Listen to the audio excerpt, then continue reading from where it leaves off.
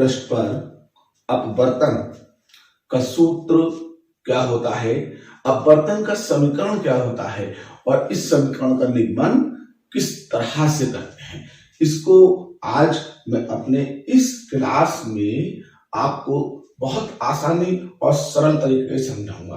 प्रकाश optics के अंदर गोलीय उत्तल पृष्ठ हो और गोलीय अवतल पृष्ठ हो, इस पर अपवर्तन की घटना के सूत्र को हम जो ज्ञात करते हैं वो अपवर्तनांक, उसके बाद वस्तु की स्थिति पृष्ठ पर, प्रतिबिंब की स्थिति पृष्ठ पर और जो पृष्ठ की वक्रता त्रिज्या है उसके बीच संबंध कहलाता है। किस किस के बीच?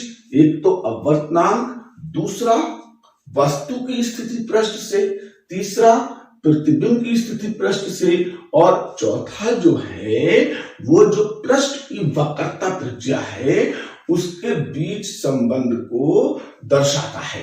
तो मुझे आज अपने प्रकाश के इस टॉपिक में इतना इंपॉर्टेंट, इतना जरूरी सवाल जो कि मुझे गोलीय उत्तल पृष्ठ पर अपवर्तन का सूत्र के रूप में पुकारा जाता है, उस समीकरण को समझाना है।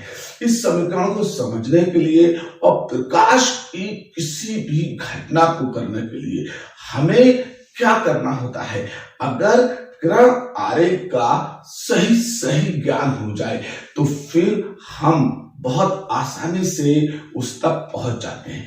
अब एक तो किरण आरेख का ज्ञान, दूसरा किरण आरेख के अंदर जो ज्योमेट्री बनी है उसका ज्ञान होना बहुत जरूरी है। तो अक्सर बच्चे करते क्या है कि जब प्रकाश के डायरेक्शन को सिद्ध कर रहे होते हैं तो उस वक्त वो क्या करते हैं, उसे रटने की कोशिश करते हैं। और यहाँ पर रटने से कोई काम चलने वाला नहीं है, रटने से कोई हल निकलने वाला नहीं है।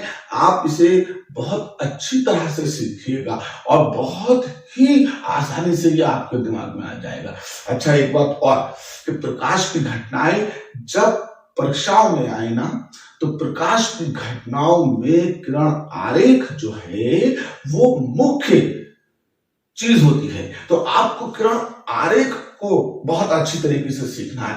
आप बोर्ड पर देखिए, मैंने बोर्ड पर कैलकुलेशन तो कर रखी है, लेकिन अभी बोर्ड का ये सब वाला हिस्सा बिल्कुल खाली रखा है जिस पर मैं किरण आरेख को आपको समझाऊंगा। बहुत से हमारे स्टूडेंट हैं जो हमें ये बताते हैं कि सर आप किरण आरेख को जो है वो क्या कीजिएगा, ठीक है, बनाकर समझाइएगा।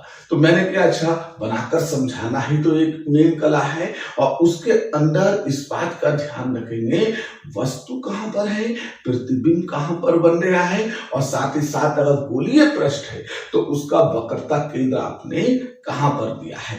दो बातें, तीन बातें जब याद हो जाए तो फिर उसके बाद, ठीक है, सारी स्थितियां, चाहे वस्तु की स्थिति हो, चाहे स्थिति आपकी प्रतिबिंब की हो और फिर चाहे स्थिति आपकी, ठीक है, वक्रता त्रिज्या की हो, हर स्थिति को, स्थिति का मतलब कि वो कितनी दूरी पर है, हर स्थिति को हम क्या करेंगे, ध्रुव से नापेंगे। जब हमें इतनी बातों का भी ज्ञान हो जाए तो फिर अब हमारे पास जो मेन काम रह जाएगा वो गोलीय पृष्ठ को बनाना रह जाएगा।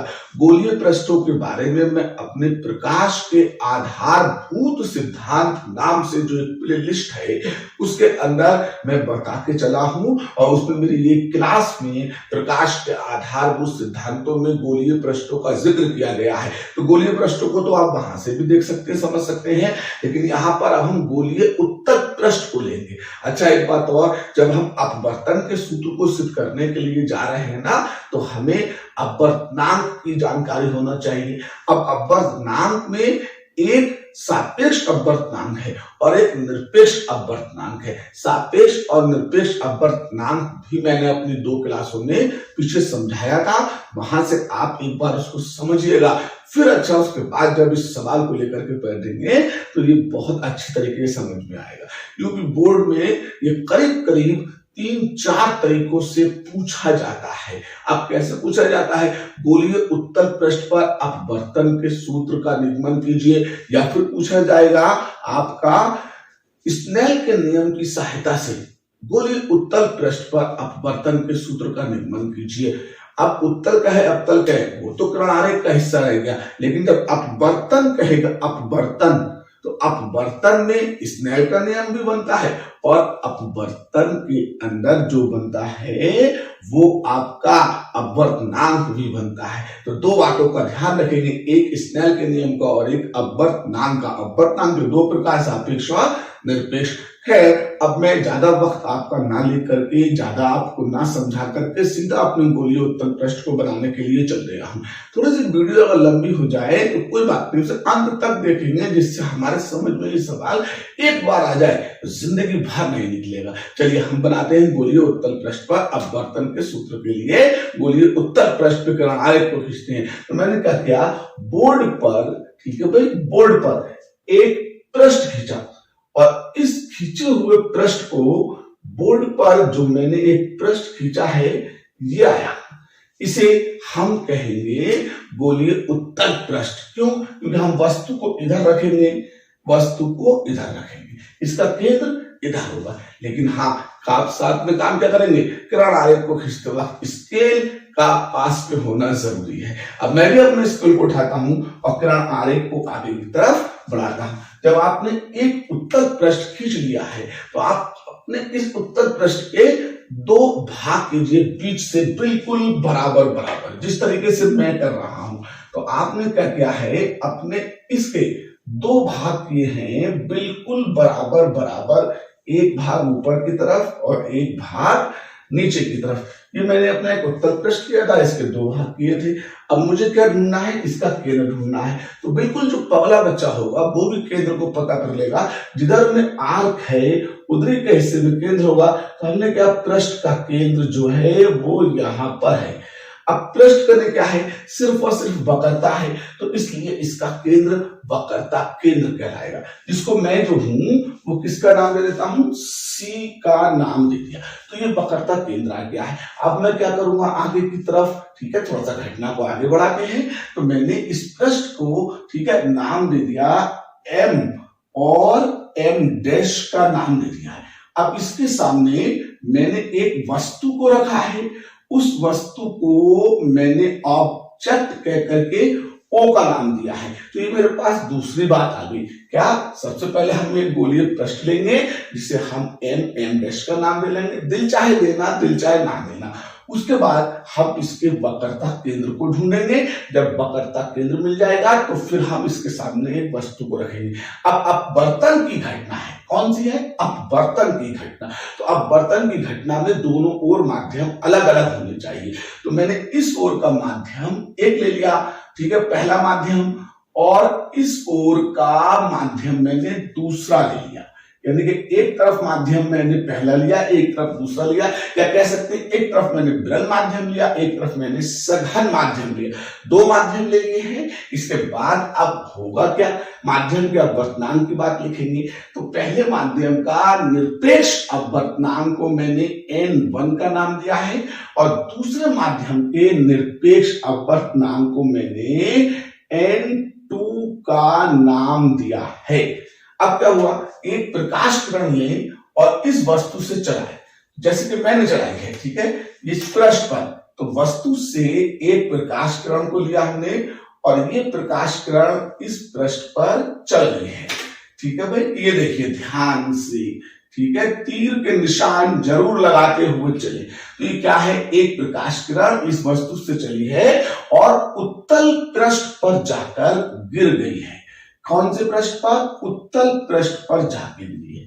अब जब प्रकाश किरण गिर जाती है ना, तो आपतन बिंदु जो होता है उस पर सबसे पहला काम ये होता है अभिलंब खींचना। तो आप अभिलंब कहां से खींचेंगे, तो आपतन बिंदु पर जो अभिलंब खींचे जाते हैं, कौन से पृष्ठों पर, गोलीय पृष्ठों पर, तो वो केंद्र से खींचे जाते हैं। तो आपके पास केंद्र है, आपके पास आपतन बिंदु है, आपके पास स्केल है। आप अपने स्केल को उठाएं और फिर क्या करें, आपतन बिंदु और केंद्र पर रखकर एक अभिलंब को खींच दें। जिस तरीके से अभिलंब को मैं खींच रहा हूं, मैंने क्या किया है, आपतन बिंदु पर और, ठीक है, अब केंद्र पर स्केल को रखकर आपतन बिंदु पर अभिलंब को खींचा है, ये आ गया, आपतन बिंदु पर अभिलंब मैंने खींच दिया है। तो अब अभिलंब आपके पास है, आपतित प्रकाश किरण आपके पास है, तो एक कोण आपतन कोण आई, हाथ यहां पर आ गया, ठीक है, एक कोण आपतन कोण आई क्या हो गया, हाथ के हाथ आ गया। क्यों? क्योंकि आपतित प्रकाश किरण और अभिलंब के बीच बना कोण आपतन कोण कहलाता है और इसे आई से प्रदर्शित करते हैं। अब प्रकाश की किरण एक माध्यम से दूसरे माध्यम में जा रही है, विरल माध्यम से सघन माध्यम में जा रही है, तो अभिलंब को बदलेगी, अपने मार्ग को बदलेगी, अपने मार्ग से विचलित होगी, तो अब अभिलंब की ओर झुकेगी। तो आप क्या करेंगे, वो आपसे देख नहीं रहे हैं कि आपने किधर को किया क्या है। आप अंदाजा लगाइए कि इधर जाती सीधी ऐसे होती है, ओर नीचे को आएगी, क्योंकि इस ओर अभिलंब जो है वो ये है, तो इसकी ओर झुकेगी। आप अपने स्केल को क्या करें ना, ठीक है, एक पीछे वस्तु के डॉट रख ले, पहले से कहीं पर डॉट रख ले, जो ओ थी उसके पीछे डॉट रख ले, स्केल को उठाएं और अब आपतन बिंदु जो था वहां और पीछे जो डॉट लगाया वहां पर स्केल को रखें और आगे तक स्केल को निकालें जैसे कि मैंने निकाला है। और अब आप क्या करें कि अभिलंब की ओर तो डार्क लाइन खींच दे, अभिलंब की ओर डार्क लाइन खींच दे, और अब वहां से जब पीछे की ओर लौटे तो आप कैसे लौटे, डॉट डॉट करते हुए लौट कर आइए, डॉट डॉट करते हुए क्या करें, लौट कर आइए। तो आप देखें ध्यान से, ठीक है, कि अगर आप देखेंगे, ये देखिए, तो ओ से चली, आपतन बिंदु पे गिरी, माध्यम को बदला और अपने मार्ग से विचलित हो गई। ओ से चली, आपतन बिंदु पे गिरी, माध्यम को बदला और अपने मार्ग से विचलित हो गई। मेरे हाथ के डिजाइन को देखिए, ठीक है, ये कोने से चलेगी और यहां पे जाने के बाद विचलित हो गई, तो यही तो देखो दिख रहा है ये, ठीक है, ये डार्क वाली रेस देखिए।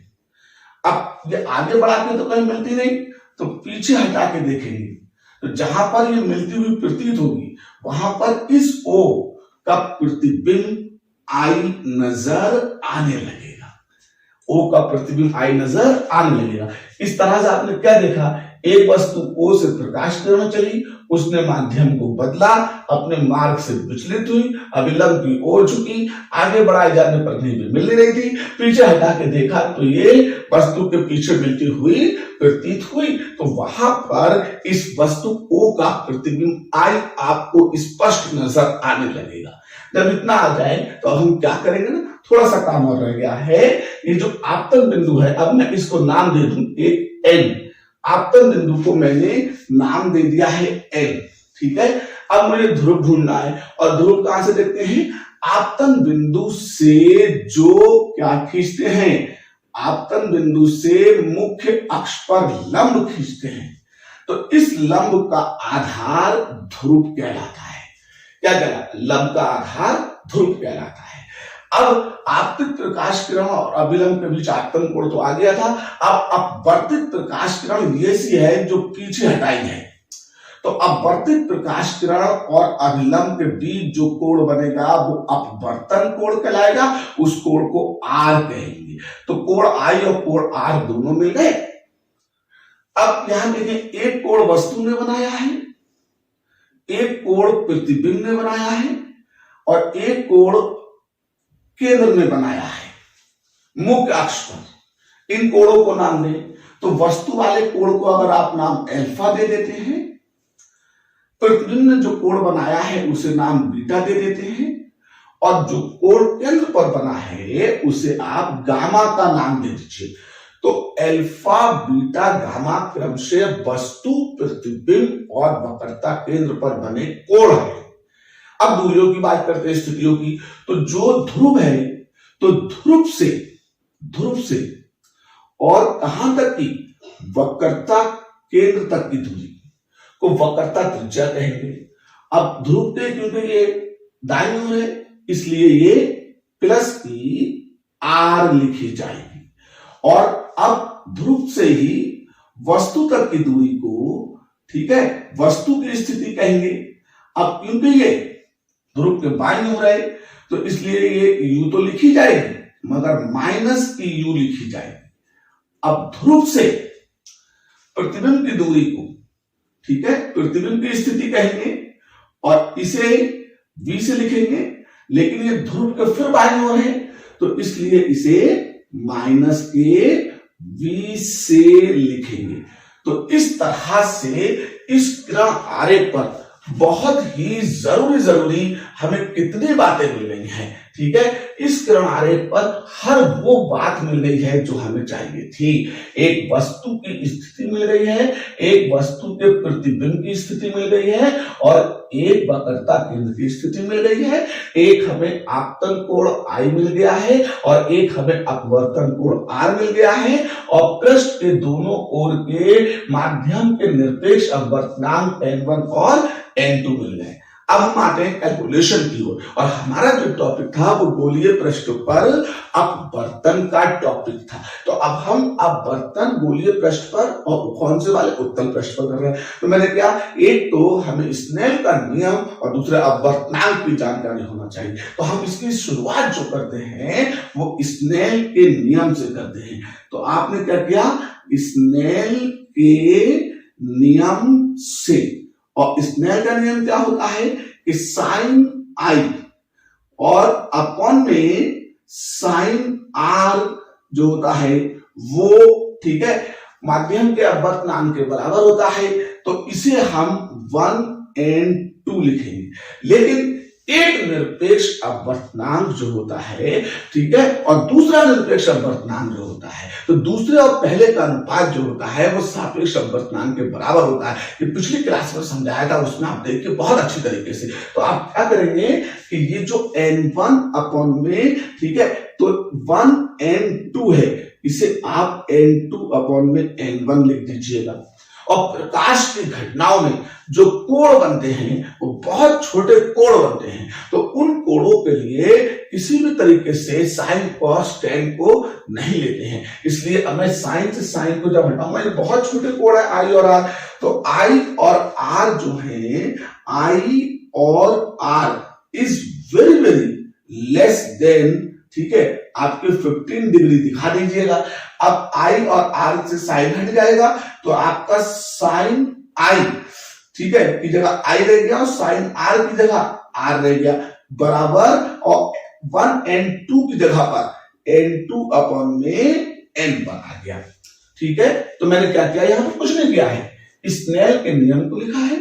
अब जो बेवकूफ टाइप के बच्चे हैं वो समझ सकते हैं, वैसे ऐसा होता नहीं है, ना होगा, वो समझ सकते हैं कि साइन से साइन को हटा दिया है और आई अपॉन में आर और N2 अपॉन में N1 आ गया है। इसको हम क्या करेंगे, ठीक है, अब इक्वेशन में तिरछी करके मारेंगे। और तिरछी करके क्या मारेंगे, ठीक है, तिरछी करके गुणा मारेंगे। तो जैसे ही आपने तिरछी मारी, ठीक है, तो फिर जब तिरछी मारेंगे तो आपका क्या होगा, ये जो N1 के साथ में है वो क्या आ जाएगा, ठीक है, I1 आ जाएगा और N2 के साथ में क्या आएगा, R1 आ जाएगा। तो आपका क्या होगा कि N1 के साथ में I और बराबर, ठीक है, N2 के साथ में R आ जाएगा और इसे आप समीकरण 1 का नाम दे देंगे।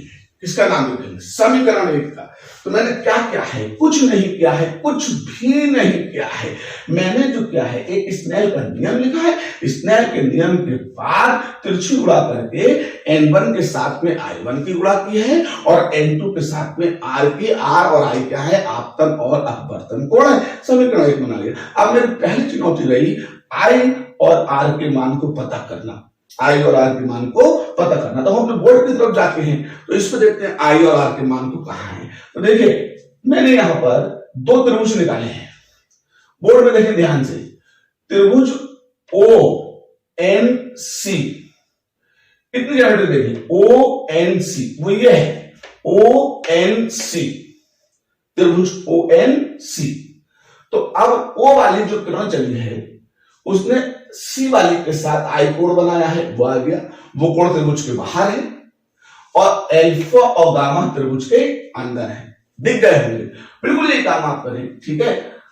आई एन और सी, यहां देखिए बोर्ड पर आई एन और सी, वहां से मैंने निकाला है। तो अब ठीक है, आई वाली जो पीछे हटी थी प्रकाश किरण, उसने अभिलंब के साथ कोण आर बनाया है और अंदर बीटा और गामा कोण है, ये देखें। तो अब आपको दो त्रिभुज मिल रहे हैं, उनके अंदर ठीक है आई और आर दोनों ठीक है बहिष्कोण है, यानी कि बाहर बने कोण है, और बाहर बने कोण बहिष्कोण कहलाते हैं। और बहिष्कोण चीख चीख के चिल्ला चिल्ला के कहता है कि त्रिभुज के अंदर मेरे पिछवाड़े के बना कोण को छोड़ दो। तो अब इसके यहां पे कोण छोड़ दो और इसका यहां पे कोण छोड़ दो, और बाकी दोनों को जोड़ दो, बाकी दोनों को जोड़ दो, तो मैं उनके योग के बराबर रहूंगा। तो इसमें जो आई होगा वो अल्फा प्लस गामा के बराबर होगा, और इसमें जो आर होगा वो बीटा प्लस गामा के बराबर होगा। तो आपको क्या मिल जाएगा इस तरीके से, ठीक है, इन त्रिभुज के अंदर आई और आर के मान मिल जाएंगे। जब आई और आर के मान मिल जाए तो समीकरण एक जो स्नेल के नियम से बनाया था, ठीक है, कौन सा समीकरण एक जो स्नेल के नियम से बनाया था, उस समीकरण एक में आई और आर के मान आप रख दीजिए। तो आपने आई की जगह पर, ठीक है, आई की जगह पर अल्फा और गामा रखा और n1 ऐसी रखा, और आर की जगह पर आपने बीटा और गामा रखा और n2 ऐसी रखा। तो फिर इसके बाद क्या रह गया, अब अंदर की तरफ कैलकुलेशन रह गई। तो आपने n2 की बीटा से कैलकुलेशन की गुणा, और n2 की ही गामा से गुणा की, तो n2 beta plus n2 gamma आ गया। फिर n1 की अल्फा से की और n1 की गामा से की, तो n1 अल्फा और प्लस n1 गामा आ गया। जब ये आ जाए तो आप गामा वाले पद जो है वो एक तरफ लिखे, तो इधर n2 गामा था वैसे रखा, और इधर से n1 गामा इधर लाए, तो इधर प्लस का था, इधर क्या हो गया माइनस का हो गया। तो आपका n2 गामा माइनस का n1 गामा हो जाएगा। और अब n1 अल्फा यहां तो था ही था, लेकिन जो n2 बीटा है वो इधर से उठा के उधर लेके जाएंगे, तो इधर प्लस का है, तो ये समीकरण के दूसरी तरफ कैसा हो जाएगा, माइनस का हो जाएगा। तो फिर आपने क्या किया अगले स्टेप में कि इसमें गामा क्या था, दोनों में गामा दोनों में कॉमन था, तो आपने कॉमन फैक्टर गामा निकाला, तो n2 माइनस n1 बच गया।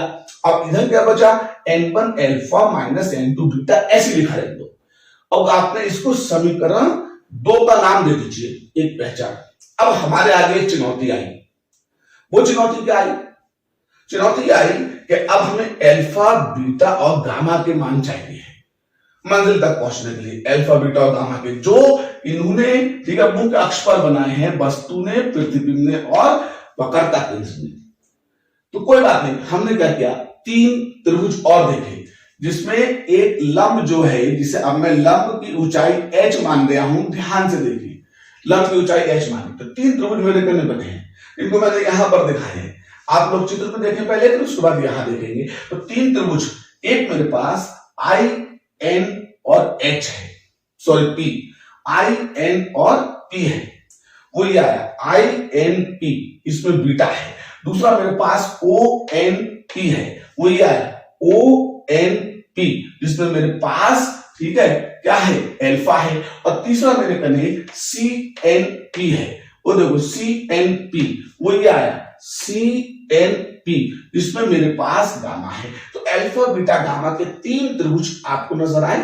अब इसमें कॉमन चीज क्या है, तीनों त्रिभुजों की ऊंचाई जो लंब है वो कॉमन हो गया, और तीनों के आधार अलग अलग हैं। जो O से लेके P तक आधार है वो माइनस का U है, जो O P से लेके I तक आधार है वो माइनस का V है, लेकिन जो P से लेके C तक आधार है वो आपका प्लस का R है। जरा इन 3 त्रिभुजों पे फोकस करें और इसे चित्र में तलाशने की कोशिश करें। अभी देखो, आपको किसी से प्यार हो जाए तो झूठी झूठी बातें कैसे करते हैं कि मुझे तुम्हारी आंखों में अपने लिए प्यार दिख रहा है, मैं तुम्हारी आंखों में अपने लिए ऐसी चीज देख रहा हूं, मैं तुम्हारी आंखों में अपने लिए वैसी चीज देख रहा हूं। तो क्या आप अपनी आंखों से अपने किरण आरेख में अपने लिए ज्योमेट्री नहीं देख सकते? भाई अपनी आंखों से अपने किरण आरेख में अपने क्या करें, ज्योमेट्री देख ले। तो वो ज्योमेट्री आपको जब नजर आ जाएगी तो उस ज्योमेट्री से आपको 3 त्रिभुज जो दिखेंगे उसमें आपको लंब पता है, आधार पता है, लंब पता है, आधार पता है, लंब पता, आधार पता, और लंब बटे में आधार tan होता है, लंब बटे में आधार tan होता है। तो आप क्या करेंगे, tan alpha, tan beta, tan gamma, लंब बटे में आधार, लंब बटे में आधार, लंब बटे में आधार, तीनों का लंब h था तो तीनों की जगह पे h आ गया, अल्फा वाले में आधार माइनस का u था तो माइनस का u आ गया, बीटा वाले में आधार माइनस का b था तो माइनस का b आ गया, और गामा वाले में आधार प्लस का r था तो क्या आ गया, प्लस का r आ गया। इस तरीके से हमें, ठीक है, ये मिल गए। लेकिन अभी मैंने क्या बताया कि गोलीय पृष्ठों पे इन कोणों का मान क्या होता है, बहुत छोटा होता है। तो इस स्थिति में इनकी हम त्रिकोणमिति नहीं लेते हैं, तो हमने tan अल्फा को अल्फा, tan बीटा को बीटा और tan गामा को गामा लिखा है, और ये आपको भी करना है। तो इसे समीकरण 3 मान लेंगे। तो समीकरण 3 के अंदर हमें क्या क्या मिल गया है, अल्फा बीटा और गामा के मान मिल रहे हैं, और वो मान हमारे मकसद थे कहां पर रखने के लिए, इस समीकरण 2 के अंदर। तो आप समीकरण 3 से अल्फा बीटा और गामा के मान उठाएंगे और कहां रखेंगे, समीकरण 2 में रखेंगे। तो अब मैंने ये काम किया समीकरण 2 व 3 से, तो मैंने क्या किया ना, n2 माइनस n1 ऐसे लिखा रख दिया। अब गामा था तो गामा यहां पर क्या है, प्लस का h अपॉन में है, तो मैंने प्लस h अपॉन में r लिख दिया है। अब मैंने n1 ऐसे लिखा रख दिया, ठीक है भाई, और अब अल्फा क्या है, माइनस का h अपॉन u, तो मैंने माइनस का h अपॉन u लिख दिया है। अब माइनस का निशान है तो उस निशान को ऐसे लगा रख दिया। अब n2 ऐसे लिखा रख दिया, बीटा क्या है, माइनस का h अपॉन b, तो मैंने माइनस का h अपॉन b लिखा है।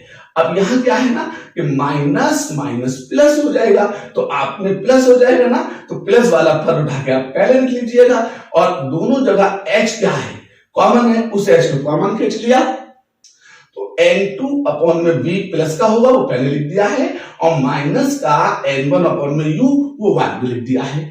अब इधर से जो कॉमन h खींचा है और इधर जो h था, उस h से h को आपने क्या किया है, कैंसिल कर दिया है, काट दिया है।